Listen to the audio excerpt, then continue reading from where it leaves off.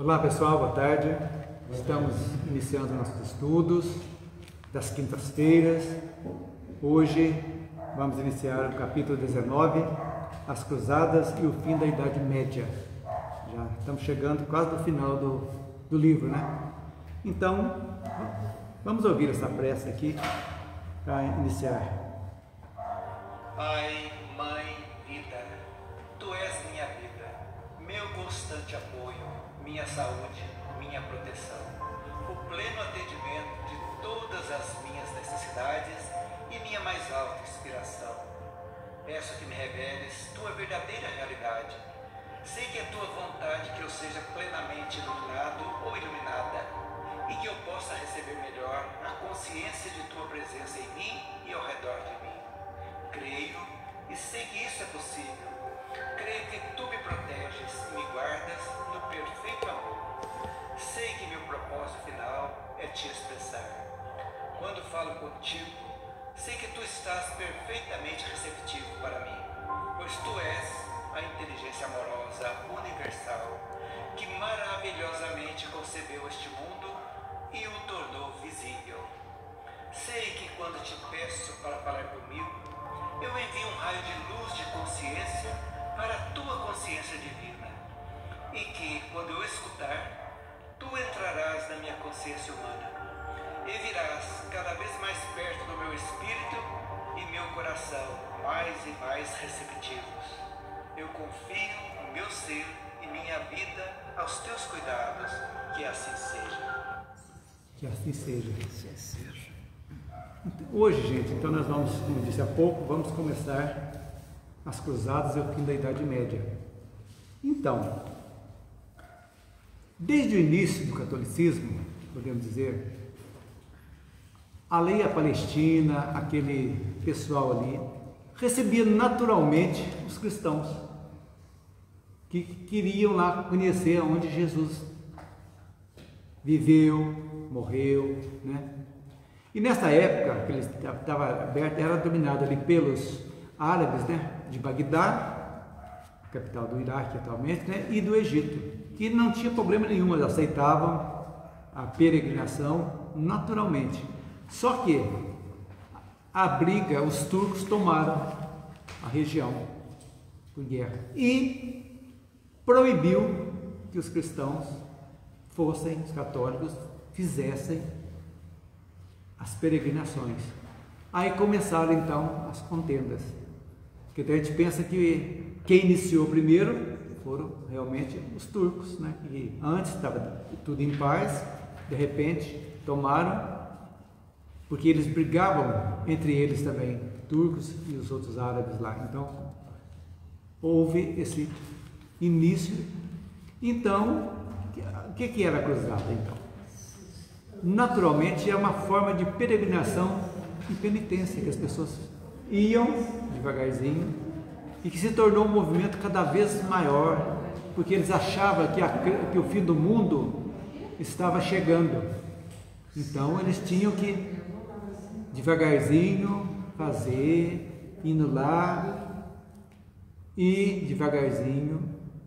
E essas expedições eles faziam para ganhar a salvação, para não ir para o inferno. Então, olha você como tem uma igualdade. Os árabes não viajam a Meca, uma vez na vida tem que ir lá para fazer, andar na Caaba, volta da Caaba lá. Então aqueles que achavam, principalmente aqueles que tinham dinheiro, que tinham poder, tudo, eles, não, vamos lá, que a gente vai receber a absolvição dos nossos pecados e não vamos para o inferno. Então tornou-se um dogma praticamente, tinha que ir lá. Quando viu que foram tolhidos, que não podia mais, aí começaram as primeiras contendas, né? Então, que não chamava cruzadas no começo, chamava Guerra Santa ou também peregrinações. Primeiro peregrinações, depois Guerra Santa, e o pessoal foi indignando os cristãos, querendo ter a salvação, de visitar onde o mestre viveu, né, e morreu, e ao mesmo tempo sendo proibidos de ir lá. Então surgiu então essas peregrinações, Guerra Santa, e depois tornaram-se cruzadas. Por quê? Porque a maioria dos cavaleiros carregava a cruz nas suas roupas. Então tinha o símbolo da cruz, então cruzada, para dizer que eram cristãos que estavam indo para lá. Então, tanto que é que os cavaleiros templários, da Ordem dos Templários, usavam também a cruz como o símbolo deles. É uma capa, né? É uma capa branca com a cruz, né? Identificação. É a identificação, né? Então a primeira peregrinação assim, meio na força, quer dizer, vamos lá, vamos ter que deixar. Mas foi sem programação, sem aquela estrutura militar, nada, né? Foi em 1096, né? A primeira foi liberada por Pedro, o eremita, que era um monge, o primeiro que começou a levantar o povo, vamos lá, nós precisamos ir, né? E ele tinha uma oratória muito inflamada, muito daquela que motivava as pessoas. Então esse dom é muito importante, né? Então uma multidão ele reuniu e foram marchando para a Terra Santa, mas marchando como, né? Sem estrutura nenhuma, sem preparação. E em bando mesmo. Um bando. Indo por aí. Vamos lá, vamos para ver o que dá. E deu ruim. Então, sem arma, sem proteção, sem preparo. E eles eram tão bonitinhos que eles, por onde passavam, eles saqueavam, sabe? Saqueava tudo para ter comida, tudo, um pedido saqueava. Então, a hora que você vai rezar e tá indo. Arrastão. Palavra exata, fazendo arrastão, né? Tudo que passava. Não tem como produzir nada, né? Não. Agora o mais interessante, que nem saíram da Europa.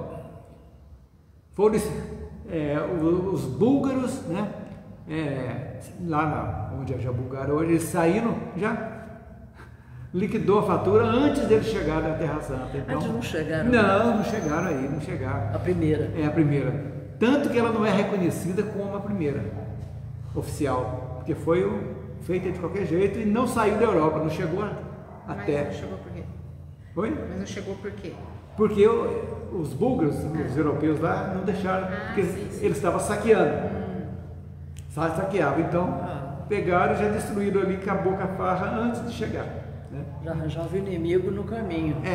Exatamente, arrumaram o inimigo no caminho, né? Então essa foi uma peregrinação, podemos dizer, que não chegou até a Terra Santa. Né? Agora a primeira, né, oficial, cruzada ou cruzada dos cavaleiros, que chamavam também, conseguiu chegar à Terra Santa, bem equipada, organizada, com a ajuda do Império Bizantino, né, que desejava reaver as terras que os turcos haviam tomado deles também. Então tudo isso aí foram interesses, né, não tem nada a ver com a religião também. O Império ajudou, ajudam vocês, mas vão tomar as terras que eles tomaram de volta, que é de volta as terras que os turcos tomaram. E aí os cruzados então conseguiram tomar Jerusalém e a maior parte da Terra Santa. Uma transação política mesmo. Política, né? Então, aliás, como tudo, né? Como tudo, né? Que figurava nessa época. Mas aí eles foram tão interessantes que o Império Bizantino falou: ó, eu ajudo, vocês vão devolver para mim a terra do turco. Pergunta se eles devolveram. E aí o que aconteceu? O Império Bizantino tirou o apoio, já que ele deu apoio para eles devolver as terras que eles haviam pertenciam antigamente para o Império Bizantino. Não deram, tirou o apoio, né? E que, lógico que os infiéis, né? Nova tomada, o que resultou mais tarde na nova tomada de Jerusalém pelos infiéis. Os turcos de novo tomaram, e foi essas brigaiadas que a história geral traz para nós, uma boa, né? Então, Emmanuel conta para nós aqui no livro que quem organizou isso foi Godofredo de Bouillon, né? Que ele recusou o título de rei de Jerusalém, depois que tomou, aceitando só ser chamado defensor do Santo Sepulcro. Então, ele, interessante, porque ele era uma coisa que foi tocado, ele achava que, foi de grande insistência, né? Ele achava que não era digno de receber aquele título, né? Uma vez que o mestre, o que recebeu lá? Apenas infâmia, foi morto, supliciado. Então ele achou que aquilo ali não estava legal para ele receber um título de rei de Jerusalém, né? Agora, Ele foi muito interessante. Ele fundou 2 ordens. Muito interessante. A Ordem dos Hospitalários Isso. e a Ordem dos Templários. Então vamos ver o que é isso? Que Emmanuel faz aqui, só diz pra gente que ele comenta que criou essas 2 ordens. Ordem religiosa exclusivamente militar. Militar, é. Então, os Templários, né? Ou Ordem do Templo foi fundada em 1128 durante o conflito de Troyes por Hugo Tayens e Geoffrey de Saint-Omer. Então, qual o objetivo da ordem? Era proteger os peregrinos que iam a Jerusalém.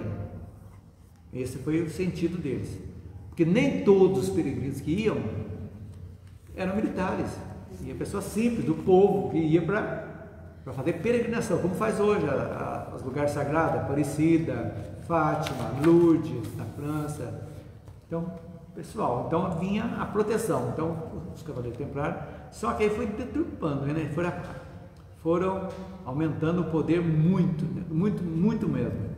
Então, e mais tarde, eles passaram a participar das batalhas. E o mais interessante, foram um dos fundadores do atual sistema bancário.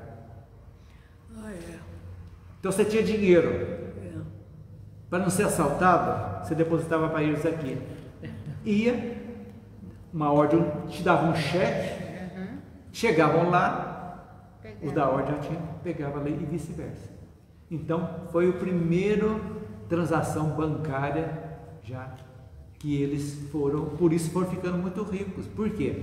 Porque tinha os juros também, né? Já começou tudo lá. Então nessas transações ela foi ficando poderosa.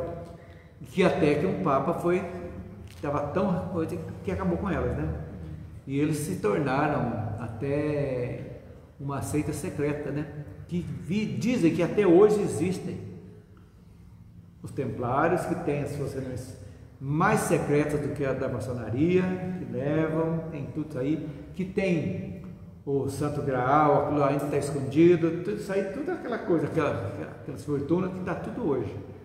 Tudo leva a crer, então, que eles fazem parte das 12 famílias poderosas do mundo que tomam conta do dinheiro do mundo, né? Que são só 12 famílias. Né? E os castelos dos templários também, porque eles vinham com muito dinheiro, esses nobres que vinham da Europa para o Oriente, com muito dinheiro. E onde eles iam passando, por isso que os turcos ficaram antipatizados com eles, porque eles vinham onde eles passavam, eles iam tomando a terra, não era de ninguém. Lá eles iam ficando, e os castelos são fabulosos. Não, aí foi houve muito o desvio do objetivo mesmo espiritual das cruzadas foi indo por água abaixo. Depois teve a cruzada das crianças também, foi a 4ª. Teve muita coisa que isso aí foi deturpando, né? Além de militar, passaram a ser banqueiros também, né? Transações.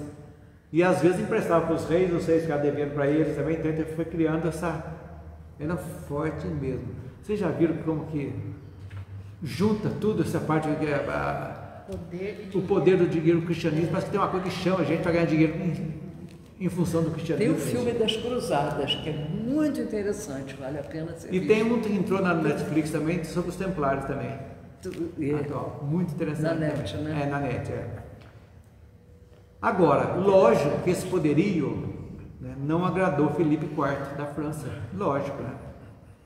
Que ele foi o rei que prendeu e suprimiu os cavaleiros templários no seu reino. Então, na França, eles foram proibidos de atuar na França.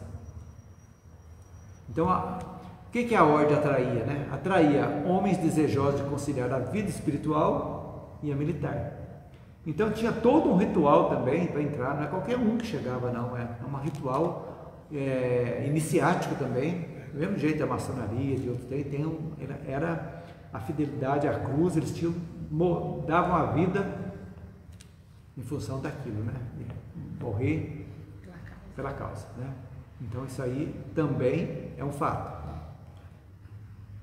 E esse sistema bancário é muito semelhante ao que já está tendo hoje É o que eu falei há pouco, em Londres, um peregrino podia deixar seu dinheiro na igreja do templo e depois pegá-lo em Jerusalém. Não tinha perigo de ser assaltado. Quer dizer, uma inteligência fantástica de criar isso aí, né? Porque se a pessoa sair uma mala de dinheiro, quantos 1000 quilômetros, quantos dias, meses de caminhada, sendo atacado, é isso aí, né? Então, eles davam a carta de crédito assinada, um sinete, tudo certinho, a pessoa dava a sua carta, chegava lá, tirava, e aí começaram as grandes transações. Então, basicamente, tem muita lenda deles, muita coisa, é isso que eu estou falando, muitas teorias até hoje de conspiração dos templários. Realmente foi uma ordem muito poderosa na Idade Média, templária. Quantas foram as cruzadas? Não me lembro, 5 ou 6? Eu acho que catalogadas, acho que foram 5, parece. Eu sei que a quarta foi das crianças, saiu aquela banda de crianças. Eu não sei, vamos ver. Acho que é a quinta ou a sexta. E qual a segunda ordem? Hospitalários. Era uma ordem militar também, católica, cujo nome completo era Cavaleiros da Ordem do Hospital de São João de Jerusalém. Foi estabelecida em 1080 ou mesmo antes, por um grupo de comerciantes de Amalfi, na Itália, para oferecer proteção. Os hospitalários prestavam serviços médicos aos cristãos que estavam. Então, como se fosse o SAMU da época, né? Chamava o SAMU ali, eles prestavam com o tempo, né? Lógico, com o tempo, só cuidar dos doentes não resolvia a situação do Oriente. Então, eles passaram a ser militar também, ajudando os templários também. Todas essas ordens, poder também, além de ajudar, ajudavam nos combates também. Então, essas foram as duas ordens que nasceram da primeira cruzada. O negócio vem de longe, viu, gente? Vem de longe. Qualquer coisa, a faca estava a espada já estava pronta, né? Então, a segunda cruzada foi em 1147. Foi convocada pelo Papa Eugênio III e foi chefiada por Luís VII da França e Conrado III da Alemanha, quer dizer, juntou França e Alemanha, com o objetivo de tentar novamente pegar as terras que foram conquistadas na primeira cruzada. Olha para você ver, cantar, tal, aquela luta. Então perdida para os turcos, que se reorganizaram e aproveitaram a retirada do Império Bizantino do cenário da guerra para reconquistar aquelas terras. Falamos há pouco. Essa expedição foi um fiasco, a segunda, e Jerusalém termina por cair na mão de Saladino I, sultão do Egito. Então, perderam vergonhosamente.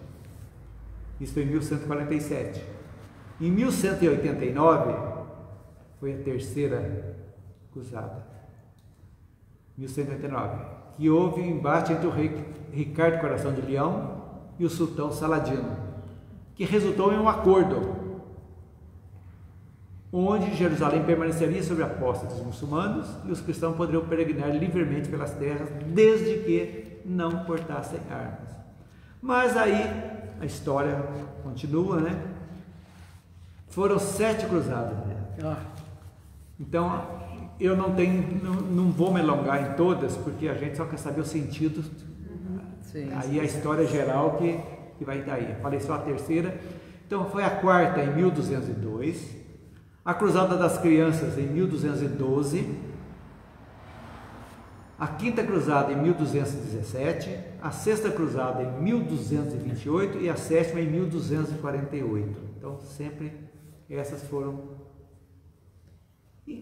Então, essas cruzadas foram muito interessantes. Por quê? Não deixou também de mexer com a cultura, com a convivência da Europa com o pessoal lá. Sempre leva, hoje a gente vê, por exemplo, quando a gente recebe imigrantes aqui, por exemplo, um pouco da cultura deles, nós assimilamos também. E eles assimilam a nossa e nós assimilamos a deles também. É isso aí que nós vamos ver lá na frente sobre a transmigração dos povos. Eu acho que aí é uma coisa das mais importantes que existe em termos espirituais. Por quê? Porque é uma forma de acabar com o egoísmo de um país ser nariz em pé, que se julga melhor que os outros, que nós estamos vendo na Europa agora. O que eles fizeram? Estão cercando tudo em prol do orgulho e do egoísmo, não se mistura, mas não tem como. Estão recebendo imigrantes da Líbia, árabes, estão chegando e vai realmente miscigenar, vai se misturar e as coisas, é essa a função. Todos os povos, um só Senhor, todos, esse aí. Por quê que alguém se julga melhor que o outro porque nasceu na Europa do que um que nasceu lá na Libéria? Por quê? Nós sabemos que tudo tem uma razão de ser. Porque talvez aquele aristocrata hoje que está lá num país famoso, rico, vai nascer como um pobre lá na Libéria, passando fome lá. A própria evolução Exato. Exige isso, porque é a roda de Sansara. Vai e volta. Não com o objetivo de castigar, mas de aprendizado. Para as pessoas virem. Por quê? E abrir horizontes, abrir horizontes. Ideias novas chegando no lugar que está com a mesma ideia. Então, porque mesmo esses que chegam lá, que vão nascer no pobre, mas tem a bagagem, ou já estudou em algum momento, vai levar algum tipo de conhecimento. É o mesmo conhecimento que os capelinos trouxeram para nós quando chegaram aqui para ajudar a nossa evolução. Quando a gente estava saindo do Homo sapiens sapiens, né, tudo, ficavam milhões de anos aqui marcando o passo, chegaram eles, foram degradados, né? Lógico, não como castigo, vocês vão ajudar aqueles lá. Vieram para cá, se adaptaram, chegaram e foram trazendo aquilo que estava dentro, como reminiscências dele, foram ajudando lá na Suméria, com a agricultura, que possibilitou o Egito de tornar-se, né, no meio da África, fazer do Nilo um espetáculo ali, nunca eles passaram fome ali, então, tudo aquilo ali. Então tudo isso aí tem uma fase boa.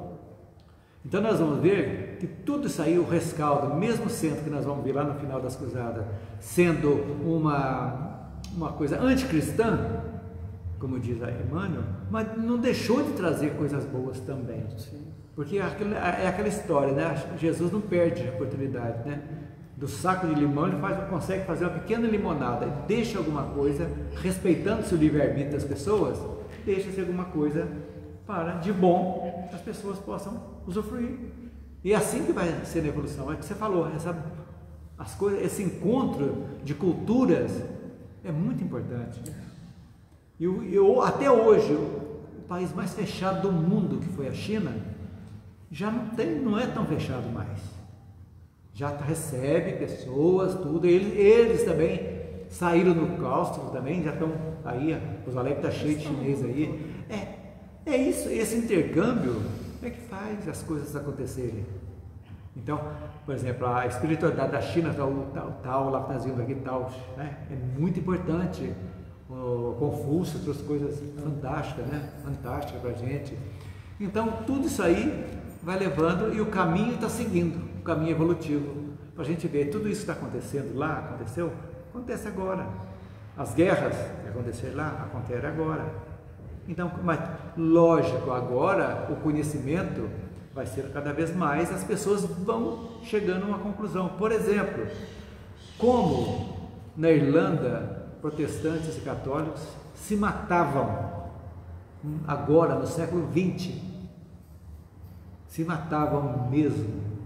Fazia uma passeata de católico, os protestantes faziam outra e ali encontrava e matavam, né, uns aos outros.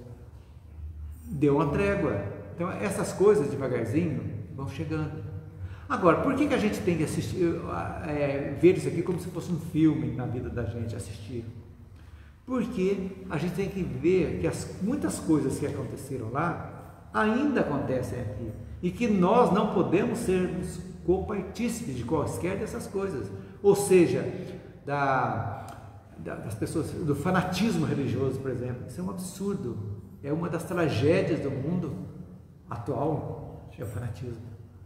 Lógico, o fanatismo, qualquer que seja ele, esportivo, político, religioso, não vale a pena, não vale, não é uma boa, porque a pessoa fecha, acha que só ele tem razão, é o orgulho e o ego juntos ali, O resto ninguém sabe nada, só eu sei, só tem que ser assim, não é assim que funciona. Então a minha religião é melhor, você vai para o inferno, só a minha que é boa, não é assim que funciona.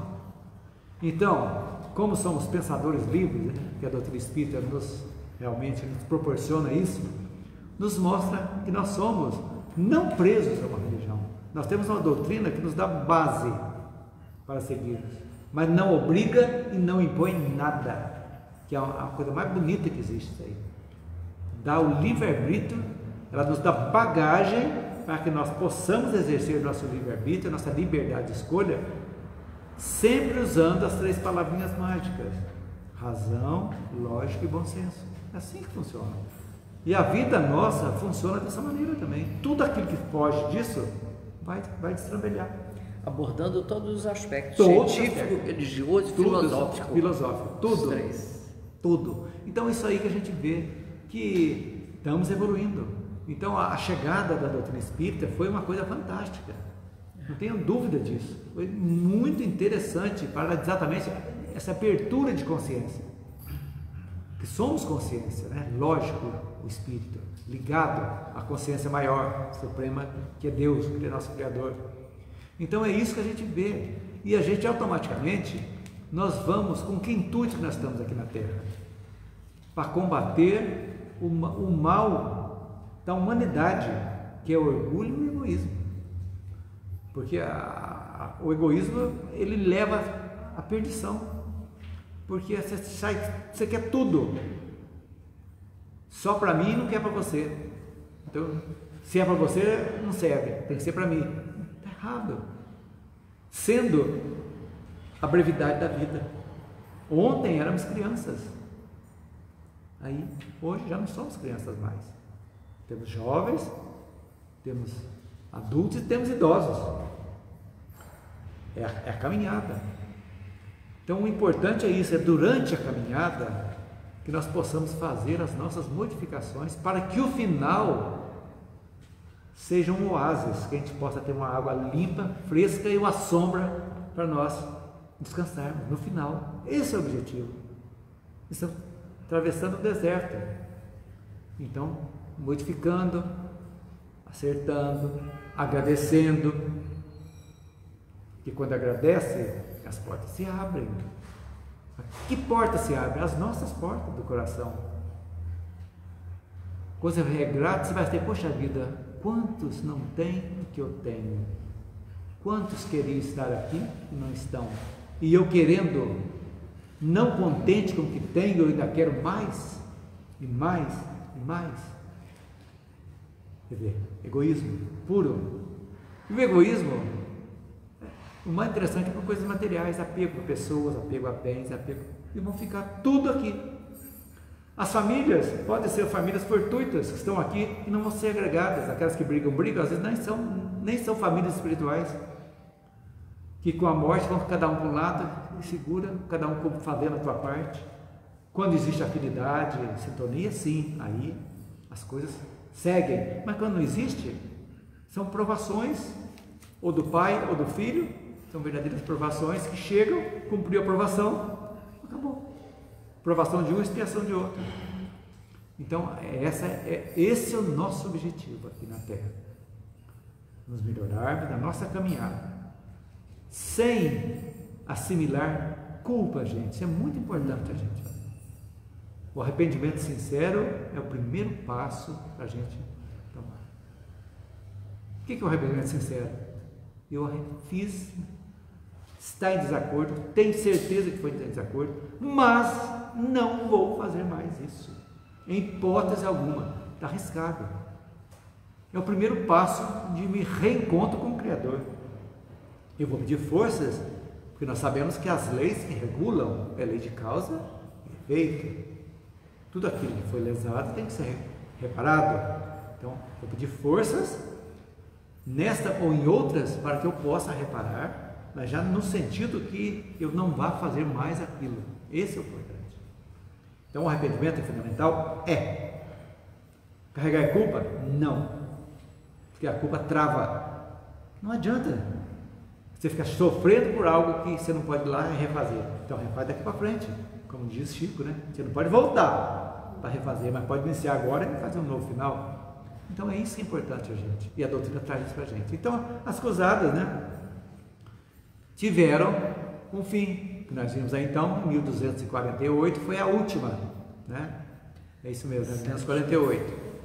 E essas cruzadas, a maioria, algumas com outras finalidades, que não foi a Terra Santa, né? Assim acabaram por os cristãos por perder o direito à peregrinação por Jerusalém.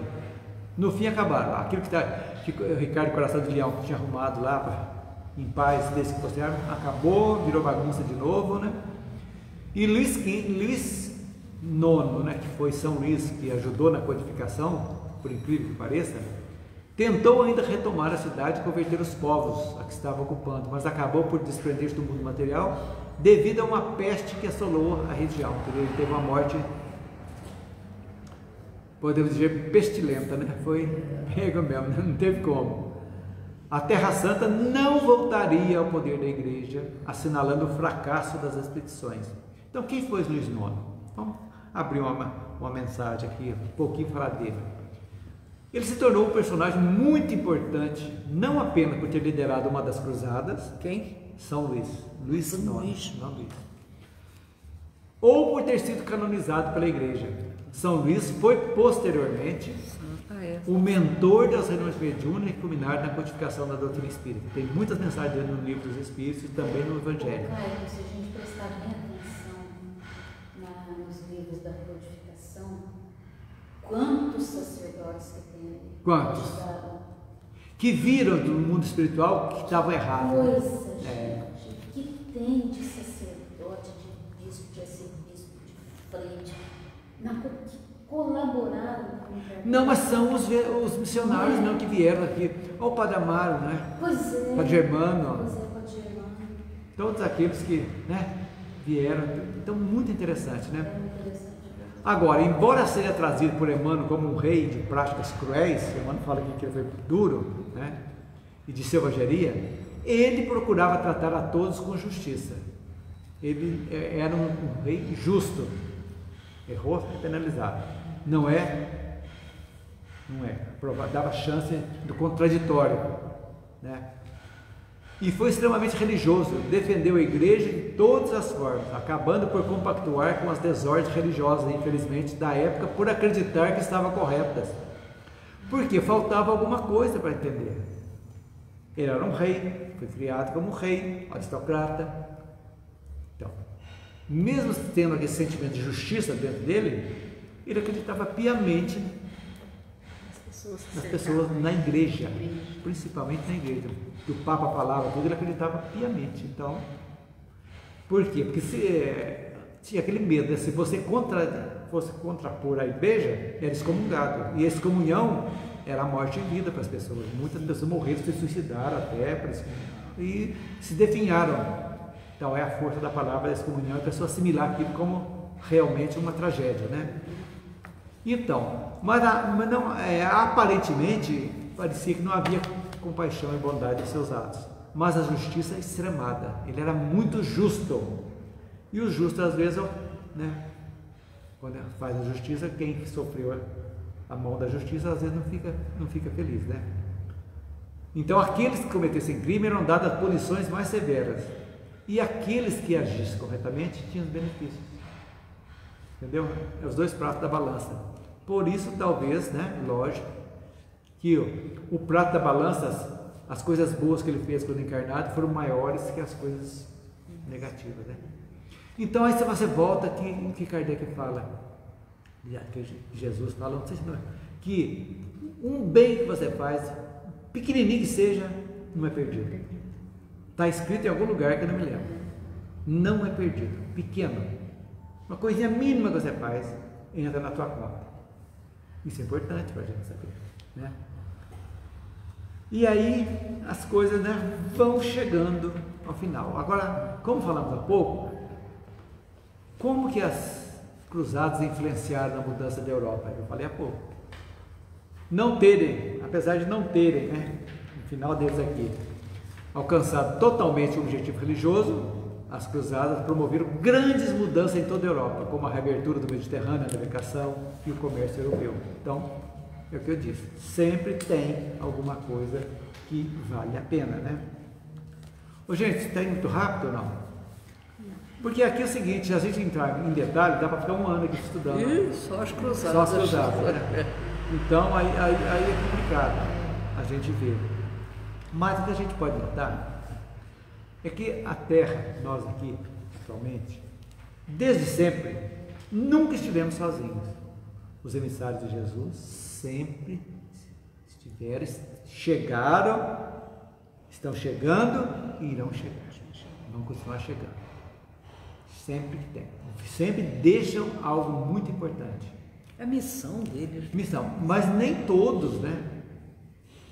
O esforço foi muito grande aqui, né? O esforço é muito grande. Então, assembleias, né?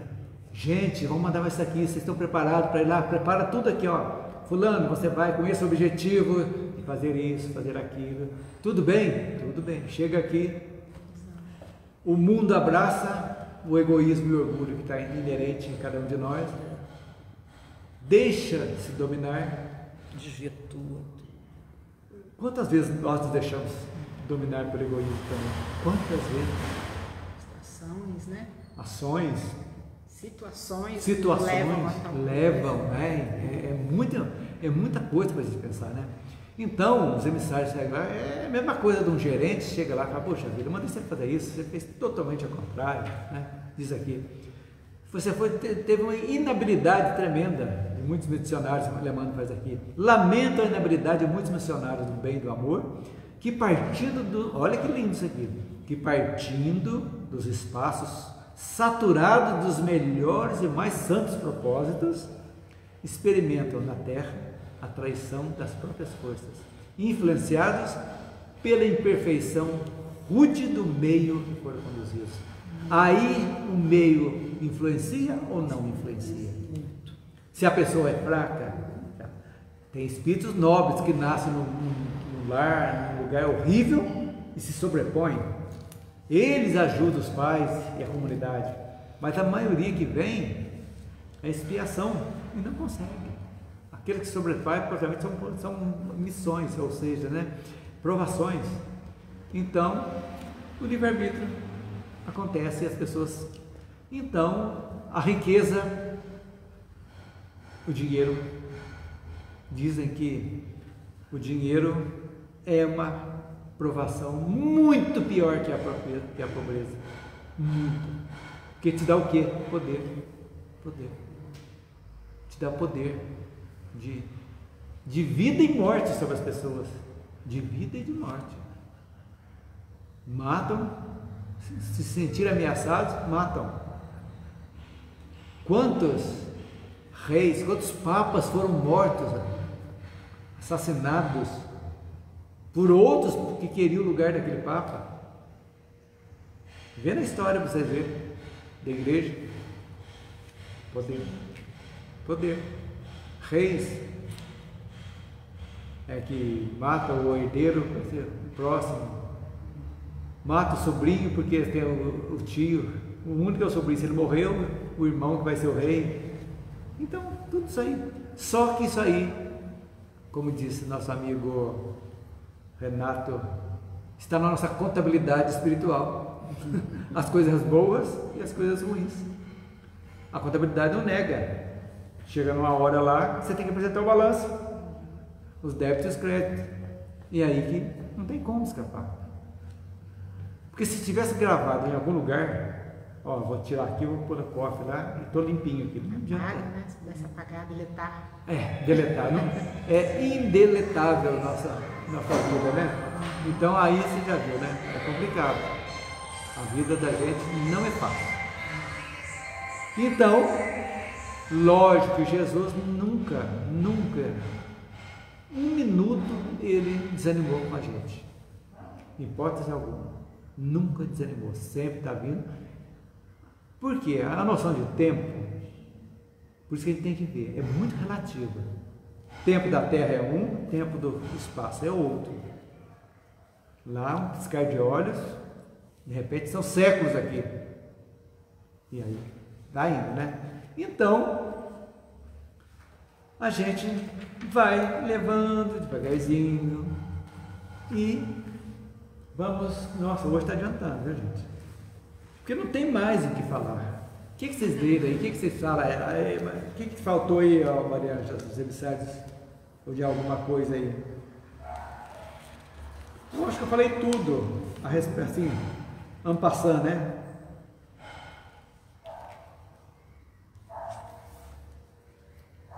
Então, os emissários chegando.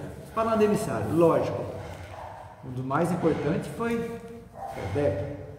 E Kardec conviveu praticamente com Camille Flammarion, e vários outros, William Crookes, lá da Inglaterra, são cientistas, né, que vieram realmente dar esse banho, né, de filosofia pura, que realmente mudou a face da Terra. Está mudando, porque hoje nós podemos ser, pela internet que veio como o maior meio de divulgação. Eu acho que o Espiritismo tiveram duas coisas fantásticas: a queima dos livros em Barcelona e a propagação da internet, que despertou. Hoje os ideais espíritas estão no mundo inteiro. E nessa transmigração de povos, hoje em todos os países do mundo existem espíritas, principalmente brasileiros, que estão levando, sempre levam essa mensagem, não da religião espírita, não é, gente, é doutrina espírita. Tem brasileiros que estão fundando centro espírita fora do cheio. Não é? Ué. Tem um amigo nos Estados Unidos que frequenta um centro, é o seguinte: é alugado, porque não tem, lá se aluga. Então, na segunda é de uma coisa, terça para eles lá é 2 vezes por mês, eles alugam o espaço para fazer as reuniões. Aonde isso? Nos Estados Unidos, na região de Boston. Lá. Então, é isso aí. Levando. E quando você vê esses filmes dizendo aqui que não é nada espírita, mas é tudo espírita, que mostra a vida após a morte, dizendo, vai desmistificando as pessoas. Sementinha, né? São sementes. E a geração que está chegando agora já é uma geração que já vem pronta para receber isso aí. Já vem com fertilizante. É terra boa, terra roxa do Paraná, boa, com bastante adubo, põe ali, ó, bomba. Facinho de receber. Então, não tem como escapar da evolução. Né? Então, isso é importante para a gente saber. Então, seguindo, vamos falar sobre a pobreza intelectual. Grande parte da população medieval era analfabeta, não tinha acesso a livros.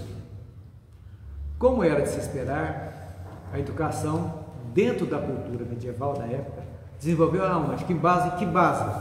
Dentro dos mosteiros, dos conventos, a base religiosa.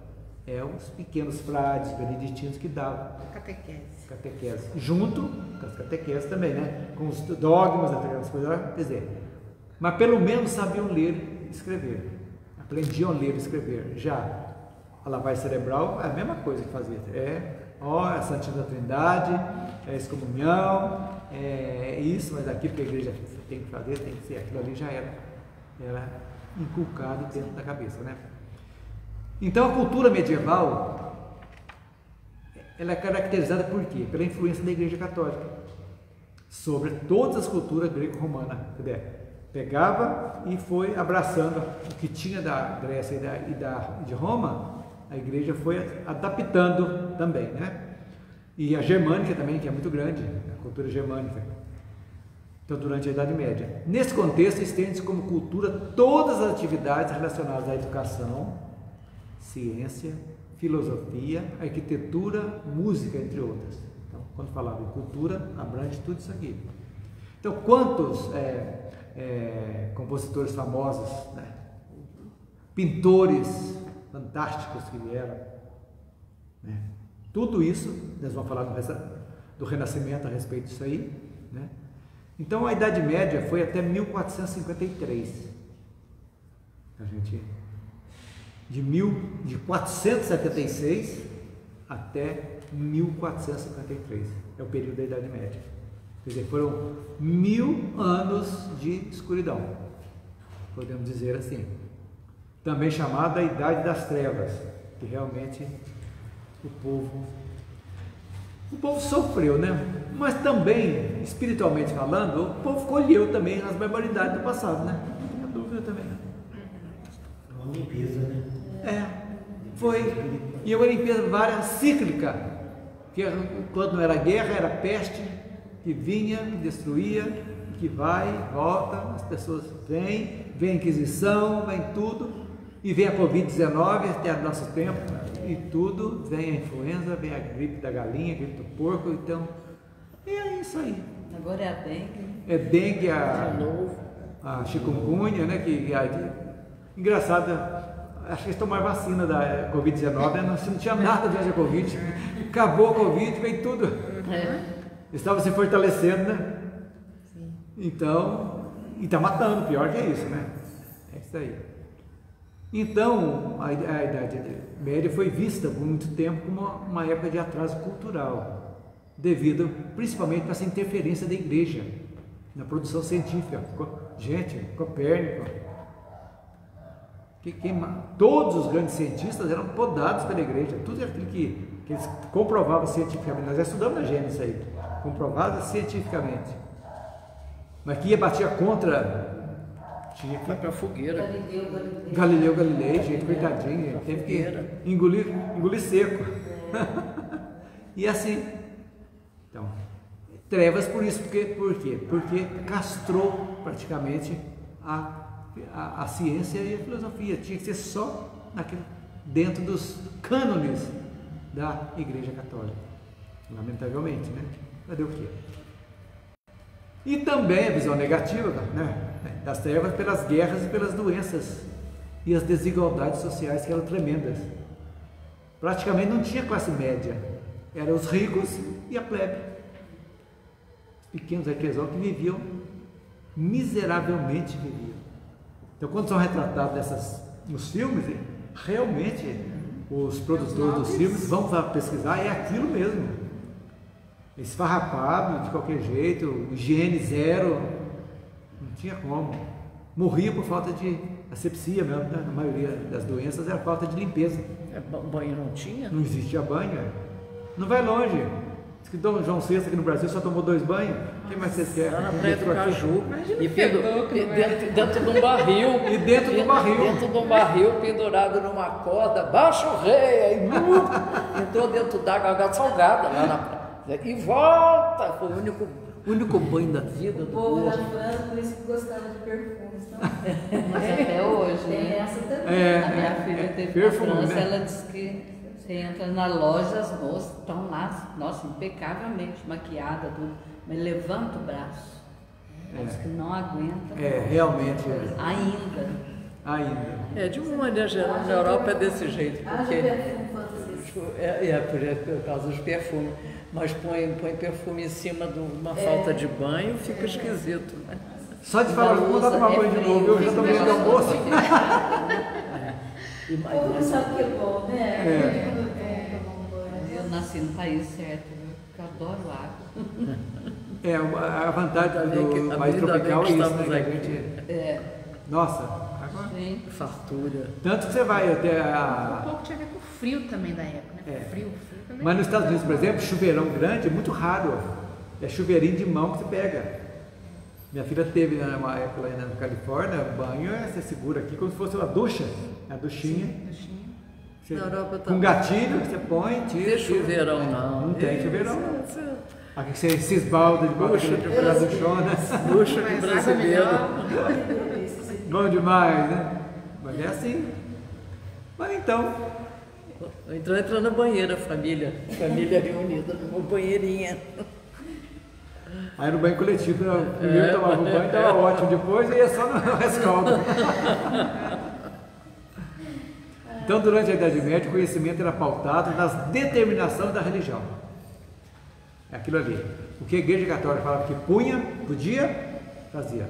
Então, era a instituição socialmente mais influente. Gente, a Inquisição é a coisa mais terrível do mundo, já nós temos aí, né? Você não poder pensar contra aquilo que estava errado, isso é tudo errado. Se você tem um gato preto, às vezes o vizinho fala, é bruxa, você vai para a fogueira, porque você era bruxa, estava contra.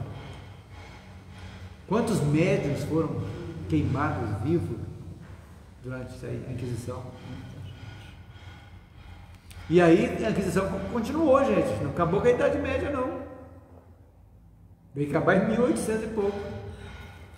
1600 e pouco, dizem. 1826. A última, né? Porque a Espanha... Foi extinta, não, mas ainda teve condenação depois. Teve. Foi extinta pela igreja, foi em 1826. Isso. Mas ainda houve condenação depois. Usando o código deles. Ser né? revogada, Agora, espiritualmente falando também, né? A gente tem um livro do Miramês que chama Viagem Astral. Espetacular.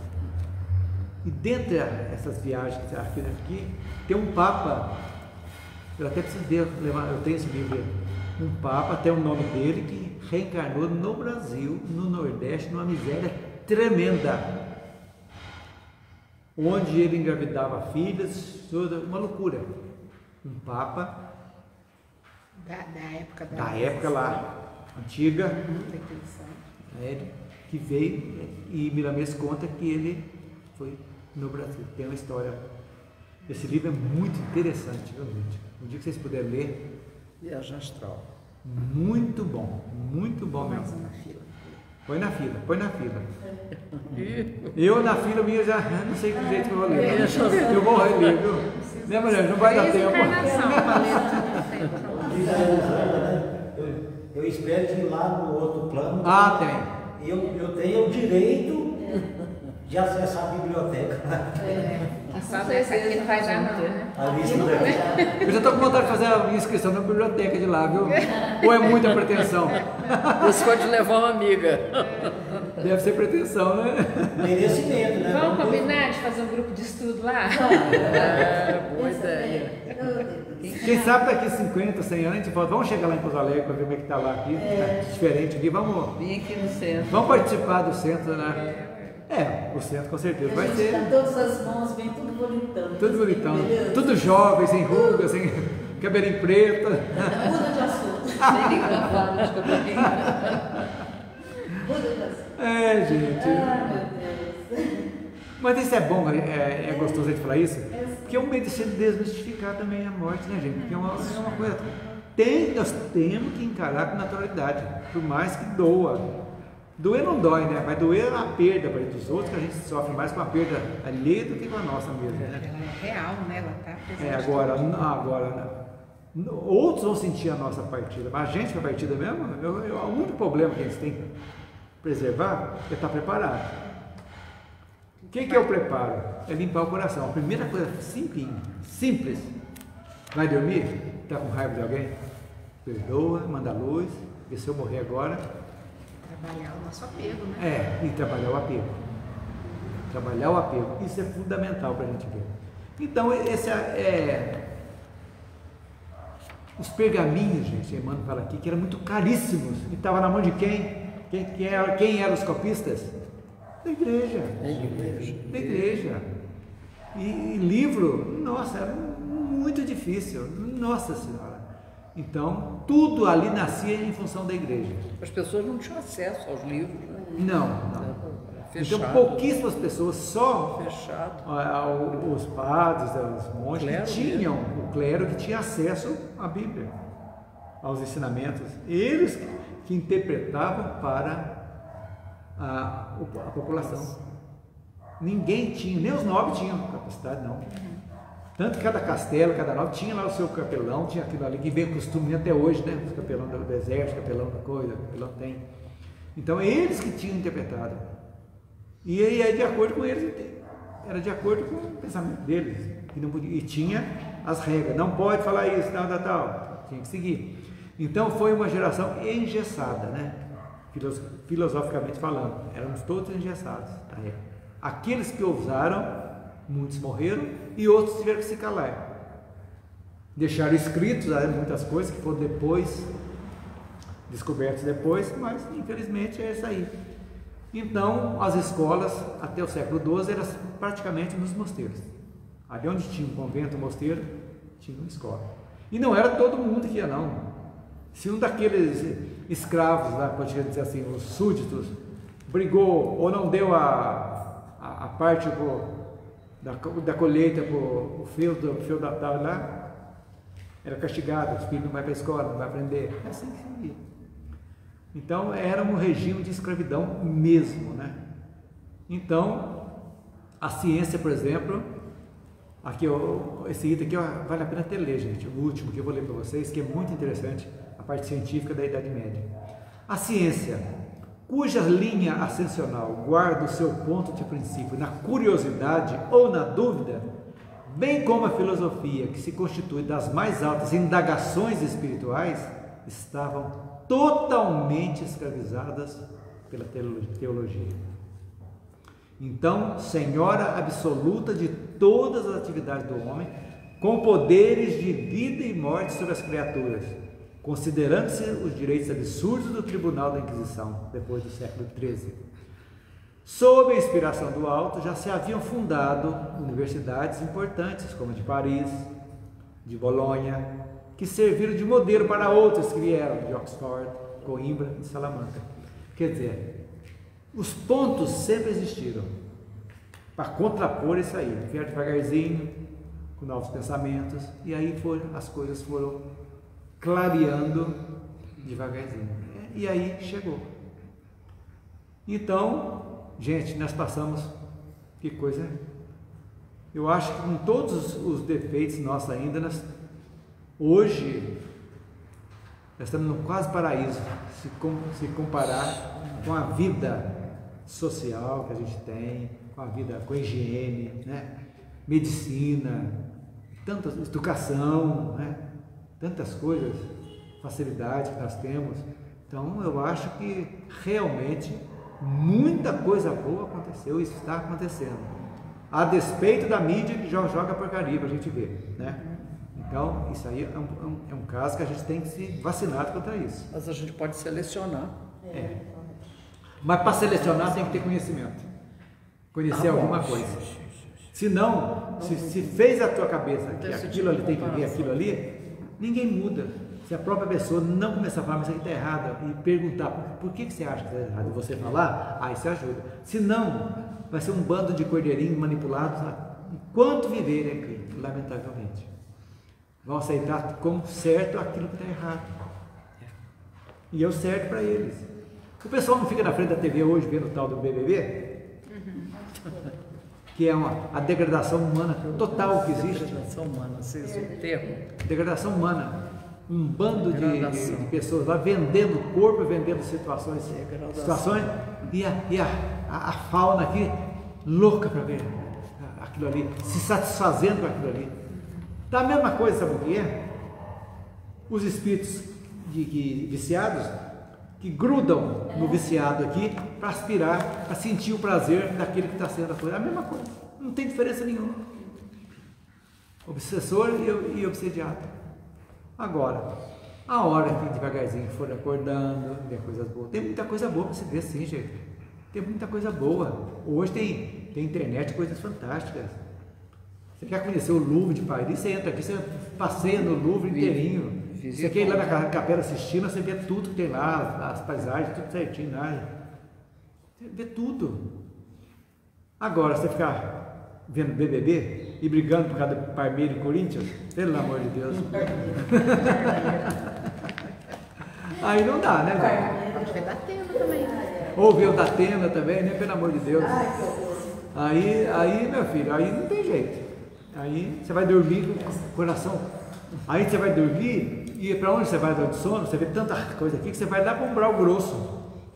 Aí tá lá brigando, roubando, correndo, os espíritos correndo atrás de você, tendo pesadelos horríveis. É por quê? Porque pensa essa porcaria.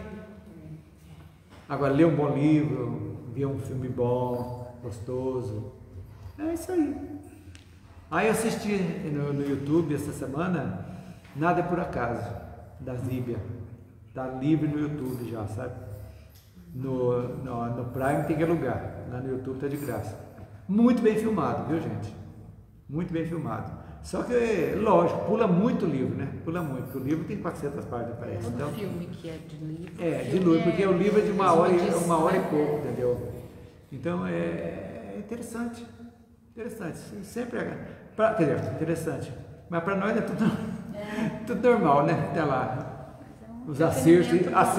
Mas para quem não conhece, é uma sementinha que planta. É uma semente. Isso é importante. Então, a literatura espírita, romance, fala muito das romances espíritas, né? Pra gente, para mim, mais não satisfaz mais. Não. Mas para quem está começando, é muito excelente. Eu comecei lendo um romance brasileiro. Mas quem não começou a ler romance? Aquele livro Matuto. Foi o primeiro livro. Então isso aí é normal. Então o despertamento. É o despertamento, né? Começa assim, então é assim que funciona. Então é isso aí. Então vale a pena assim a gente ver e vamos que vamos. Ok, gente? Então estamos encerrando. Alguma questão para levantar? Semana que vem, então nós terminamos 19, que vamos ver o renascimento. Já vai terminar o renascimento e a transmigração dos povos e o fim da idade medieval. Então aí ficamos assim então. Então vamos ouvir a prece de encerramento, agradecendo por esses momentos que estamos aqui. Então vamos fechar os nossos olhos e agradecer a Deus pela oportunidade de estar aqui mais uma vez, ouvindo seus ensinamentos e aprendendo tanto com a nossa história. Vamos pedir à espiritualidade que fluidifique a água que vamos beber, que fluidifique a água que você vai beber na sua casa e que ela seja para a gente um remédio que nos auxilia, nos fortalece e cura todos os nossos males. Deus, nosso Pai, que sois todo poder e bondade, dai força àquele que passa pela provação, dai a luz àquele que procura a verdade. Ponde no coração do homem a compaixão e a caridade. Deus, dai ao viajor a estrela guia, ao aflito a consolação e ao doente o repouso. Pai, dai ao culpado o arrependimento, ao espírito a verdade, à criança o guia, ao órfão o pai. Senhor, que vossa bondade se estenda sobre tudo o que criastes. Piedade, Senhor, para aqueles que não vos conhecem, esperança para aqueles que sofrem. Que vossa bondade permita aos Espíritos Consoladores derramarem por toda parte a paz, a esperança e a fé. Deus, um raio, uma faísca do vosso amor pode abrasar a terra. Deixai-nos beber nas fontes dessa bondade fecunda e infinita, e todas as lágrimas secarão, todas as dores se acalmarão. Um só coração, um só pensamento subirá até vós, como um grito de reconhecimento e de amor. Como Moisés sobre a montanha, nós vos esperamos com os braços abertos, ó poder, ó bondade, ó beleza, ó perfeição, e queremos de alguma sorte alcançar vossa misericórdia. Deus, dai-nos a força de ajudar o progresso a fim de subirmos até vós. Dai-nos a caridade pura, dai-nos a fé e a razão, dai-nos a simplicidade que fará de nossas almas o espelho onde se deve refletir vossa imagem. Que assim seja. Que assim seja. Pessoal, boa tarde, até a próxima quinta, se assim Deus o permitir.